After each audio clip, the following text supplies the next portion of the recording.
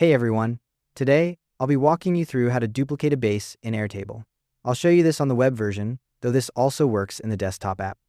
First, open your web browser and go to airtable.com. Sign in and you'll land on your Airtable home screen where you'll see all your workspaces and bases displayed as tiles. Find the base you want to duplicate.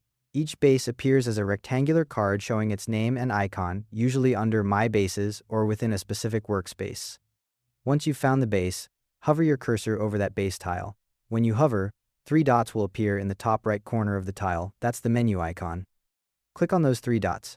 A drop-down menu will appear with several options, like Delete Base, Move Base, and the one we need, Duplicate Base. Click on Duplicate Base. This opens a new window where you can configure what gets copied. You'll see 2 checkboxes, Include Records and Include Comments. Tick the boxes based on what you want in your duplicate. If you want all your data copied over, make sure Include Records is ticked. The Comments checkbox lets you include or exclude any comments that were made in the original base. At the top of this window, you should see a text field with the base name. This is pre-filled with the original name. If you want to rename your duplicate right now, type in a new name. If you leave it as is, Airtable will add Copy to the end of the original name. Below that, you'll see a workspace drop-down.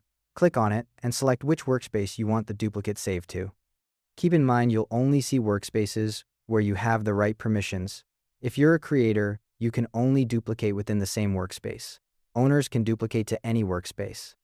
Once you've set everything up how you want it, click the Duplicate Base button at the bottom of the window. The dialog will close and the duplication process will start. Depending on how large your base is, this might take a few moments. Once it's done, the new base will appear in your chosen workspace. Any interfaces in the original base get duplicated too, so you'll have a complete copy. The duplicate will have copy added to the name unless you renamed it earlier.